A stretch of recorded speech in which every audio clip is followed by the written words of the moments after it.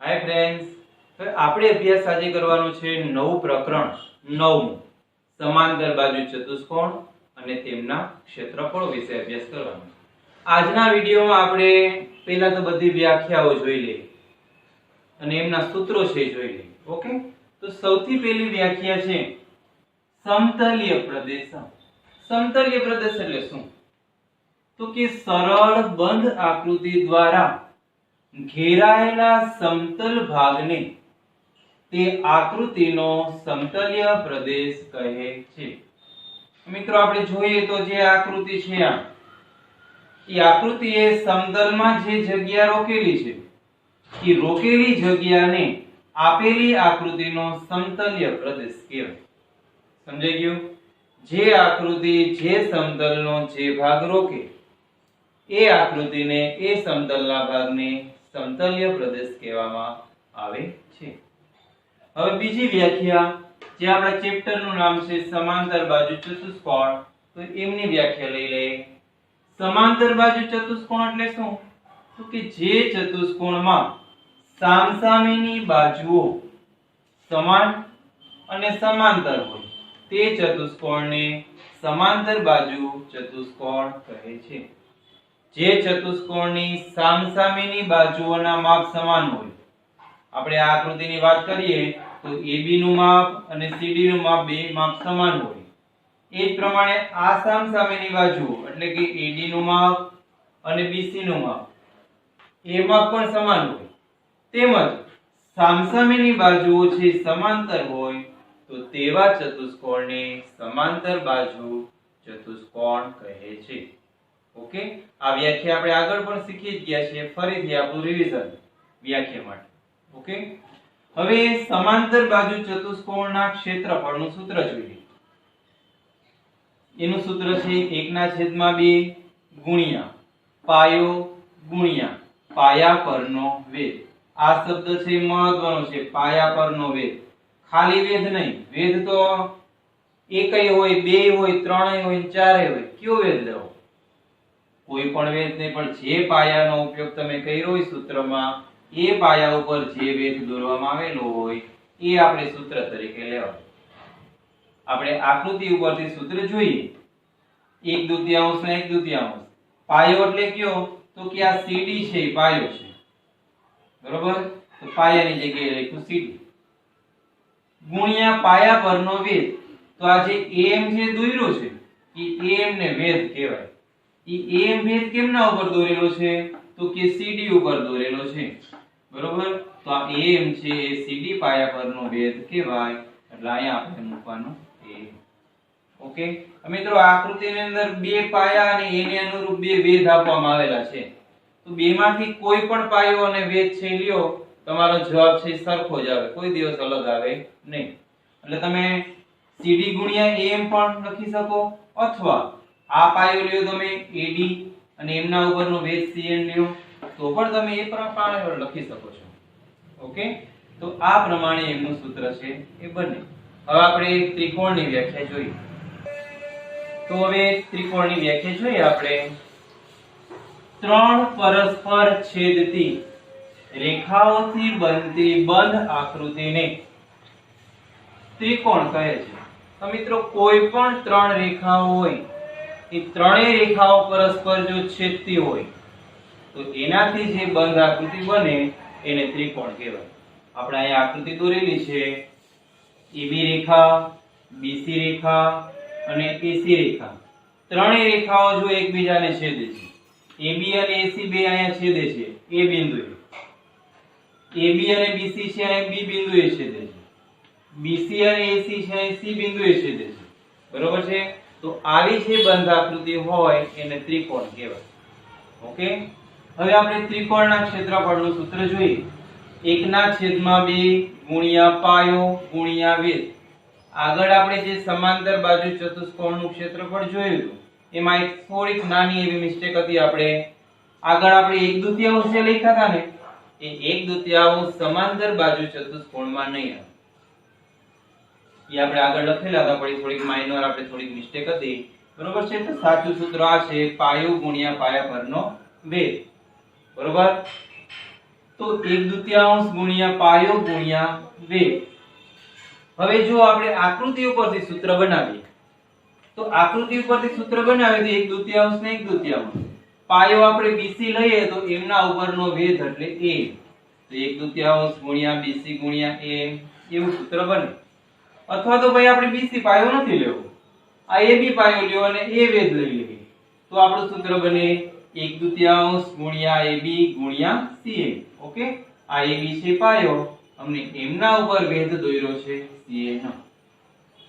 એક વાત ધ્યાન રાખવાની, જે પાયો તમે લ્યો એમને અનુરૂપ વેધ લેવાનો. તમે પાયો લ્યો AB અને વેધ લ્યો તમે AM તો ઈ શક્ય નથી. જે પાયો લ્યો એને અનુરૂપ વેધ છે તમારે લેવાનો હોય. અને આ બે માંથી કોઈ પણ માં તમે ક્ષેત્રફળ શોધો, તમારું ક્ષેત્રફળ હંમેશા કેવું આવે? સરખું જ આવે. ઓકે, હવે મિત્રો આપણે આમના પછી એક પ્રમેય 9.1 છે લેવાનો છે. તો મિત્રો પ્રમેય 9.1 ની શરત પહેલા વાંચીએ. બરાબર, આ એની શરત કહેવાય. પ્રમેય 9.1 એની શરત છે એક જ પાયા પર આવેલા અને બે સમાંતર રેખાઓની એક જોડની રેખાઓ વચ્ચે આવેલા સમાંતર બાજુ ચતુષ્કોણના ક્ષેત્રફળ સમાન હોય છે. હવે મિત્રો કોઈ પણ બે સમાંતર રેખાઓ આપેલી હોય, સમાંતર બાજુ ચતુષ્કોણની કોઈ પણ બે સમાંતર બાજુઓ છે, એમની વચ્ચે જે બે સમાંતર બાજુ ચતુષ્કોણ આવેલા હોય એમના ક્ષેત્રફળ હંમેશા કેવા હોય? સમાન હોય. એવું આપણે અહીં સાબિત કરવાનું છે. પણ કેવા? એક જ પાયા ઉપર આવેલા બે સમાંતર બાજુ ચતુષ્કોણના ક્ષેત્રફળ સમાન હોય છે એવું સાબિત કરવાનું છે. તો જે આપણી શરત છે એમના ઉપરથી આપણે પક્ષ નક્કી કરવાનો છે. સૌથી પહેલા તો શરત ઉપરથી આકૃતિ દોરવાની અને આકૃતિ ઉપરથી પક્ષ કરવાનો. બરોબર છે? પછી રકમ ઉપરથી આપણું સાધ્ય નક્કી કરવાનું. સૌથી પહેલા આપણે શરત જે છે એમના ઉપરથી આકૃતિ જોઈએ. શું કીધું છે? એક જ પાયા પર આવેલા અને બે સમાંતર રેખાઓની એક જોડની રેખાઓ વચ્ચે આવેલા સમાંતર બાજુ ચતુષ્કોણના ક્ષેત્રફળ સમાન હોય છે. તો આપણે એ પ્રમાણે આકૃતિ દોરી છે. જો બે સમાંતર બાજુ છે, બે સમાંતર રેખાઓ કીધી છે. એક રેખા એટલે AF, બીજી રેખા એટલે BC. બરોબર? એક જોડની રેખાઓ વચ્ચે આવેલા સમાંતર બાજુ ચતુષ્કોણ. હવે એની અંદર જો બે સમાંતર બાજુ ચતુષ્કોણ છે, ક્યાં? તો કે એક ચતુષ્કોણ જો આ A B C D, બીજું કયું? તો કે બીજું ચતુષ્કોણ E F C D. એ બે ચતુષ્કોણ તમે જોશો તો બે ચતુષ્કોણ ની આ બાજુ છે ને એ સામાન્ય બાજુ છે. સમજાયું? એ બે ચતુષ્કોણ તમે જોશો તો એની આ બાજુ જે છે એ સામાન્ય બાજુ છે. તો એક જ પાયા ઉપર આવેલા બે સમાંતર બાજુ ચતુષ્કોણના ક્ષેત્રફળ સમાન હોય. હવે આપણે આમના ઉપરથી પક્ષ જોઈએ. એક જ પાયા, પણ કયો પાયો? તો કે આપણે હવે નામ છે DC. એક જ પાયા DC પર અને સમાંતર રેખાઓ AF અને DC, બે સમાંતર રેખાઓ AF અને DC ની વચ્ચે બે સમાંતર બાજુ ચતુષ્કોણ, એમની વચ્ચે બે સમાંતર બાજુ ચતુષ્કોણ આવેલા છે. એક ABCD, બીજું EFCD. ઓકે, ABCD અને EFCD આવેલા છે. બરોબર છે? તો આ આકૃતિ ઉપરથી આ પ્રમાણે પક્ષ નક્કી કરવાનો. એકદમ સરળ છે. આ જે રકમ છે એ જ આપણો પક્ષ છે. હવે એમના ઉપરથી આપણે સાધ્ય નક્કી કરીએ. સાબિત શું કરવાનું છે? સમાંતર બાજુ ચતુષ્કોણના ક્ષેત્રફળ સમાન હોય છે. આની વચ્ચે જે બે સમાંતર બાજુ ચતુષ્કોણ છે તેમના ક્ષેત્રફળ સમાન હોય એવું આપણે સાબિત કરવાનું છે. ઓકે, તો આપણું સાધ્ય બનશે AR ABCD બરાબર AR EFCD. AR એટલે એરિયા, ક્ષેત્રફળને ઇંગ્લિશમાં એરિયા કહેવાય અને એરિયા માટેનો આ સંકેત છે AR. અને આને એવું સમજવાનું ABCD નું ક્ષેત્રફળ બરાબર EFCD નું ક્ષેત્રફળ. સાધ્ય ક્લિયર? હવે આપણે સાબિતી. સાબિતીમાં શું છે?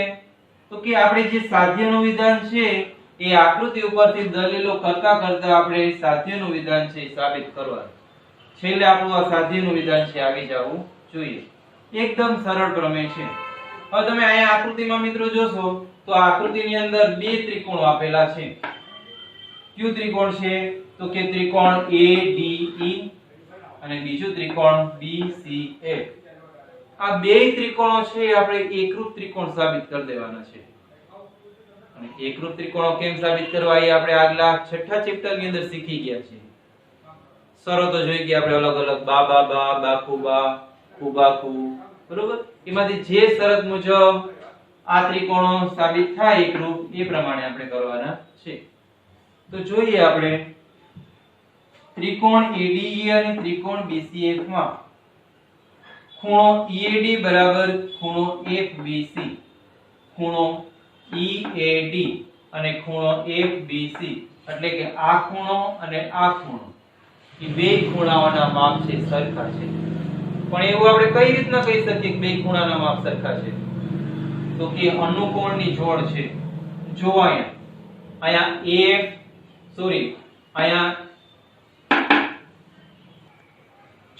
AD અને BC એ બે સમાંતર બાજુઓ છે અને એને ત્રીજી રેખા AF છે છેદે છે. તો આપણે આગળ શીખી ગયા છીએ કે એનાથી અનુકોણની જોડ બને માટે આ ખૂણો A અને ખૂણો B છે એ અનુકોણના ખૂણાઓ બને છે. માટે આ બે ખૂણા ખૂણો EAD અને ખૂણો FBC બે એકરૂપ ખૂણાઓ થશે. બેના માપ સરખા થશે. શા માટે? અનુકોણ. એ જ પ્રમાણે મિત્રો ખૂણો AED અને ખૂણો BFC એ બે ખૂણા પણ સરખા થશે. એ પણ શું કામે?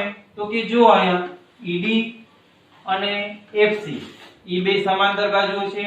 ચતુષ્કોણ EFCD એની આ સામસામી બાજુઓ થાય. તો એ સામસામેની બાજુઓના માપ સરખા હોય.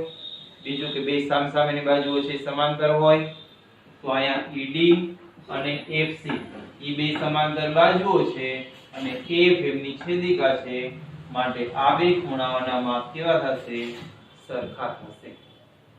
સમજાઈ ગયું? માટે સરખા થાય માટે અનુકોણની જોડના ખૂણા છે માટે બેયના માપ એકરૂપ હોય. તો આપણે આ ત્રિકોણના બે ત્રિકોણના બબે અંગ છે આપણે એકરૂપ સાબિત કર્યા.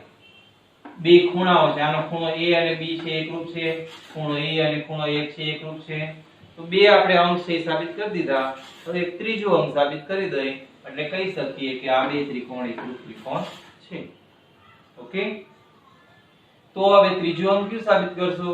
તો કે જો ચતુષ્કોણ ABCD ની અંદર આ AD અને આ BC એ બે બાજુઓ સમાંતર થશે અને સમાંતર બાજુઓના માપ કેવા હોય?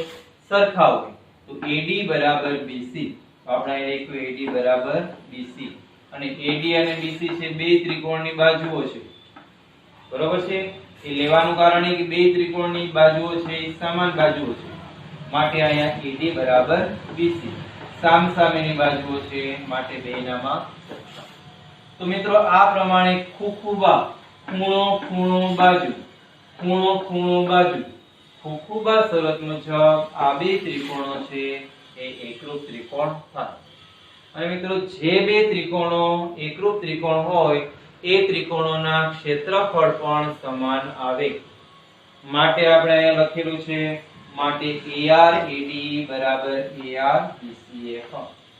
જે બે ત્રિકોણો એકરૂપ છે એ ત્રિકોણોના ક્ષેત્રફળ પણ સમાન આવે.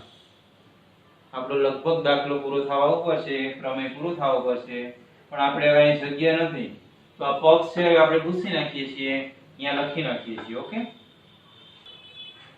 હવે જો મિત્રો આકૃતિની અંદર તમે જોશો તો આ ચતુષ્કોણ ABCD ની અંદર બે ભાગ પડે છે. એક ભાગ છે આ ત્રિકોણ છે અને એક ભાગ છે આ ચતુષ્કોણ છે.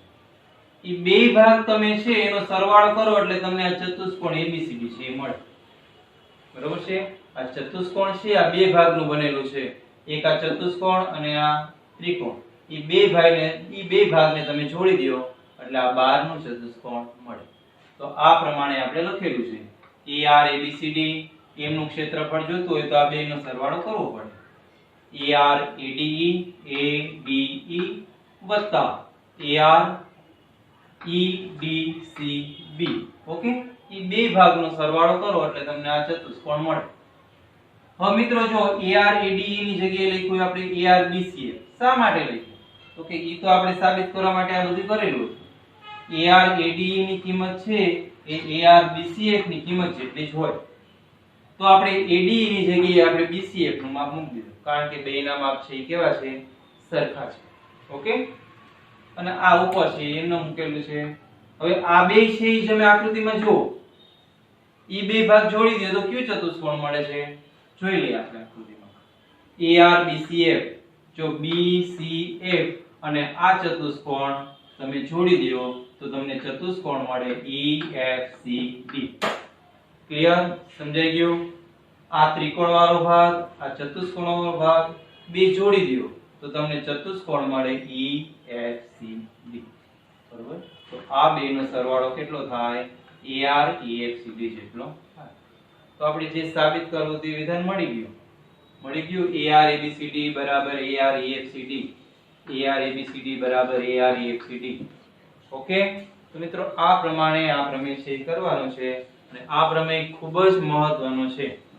એક પ્રમેય 9.1 અને એક પ્રમેય 9.2 એ બેમાંથી એક પરીક્ષામાં તમારે હશે ને હશે જ. તો એ પાકું કરી જ લેવાનો. ઓકે, હવે પછીના લેક્ચરની અંદર આપણે પ્રમેય 9.2 શીખીશું. Okay, thank you.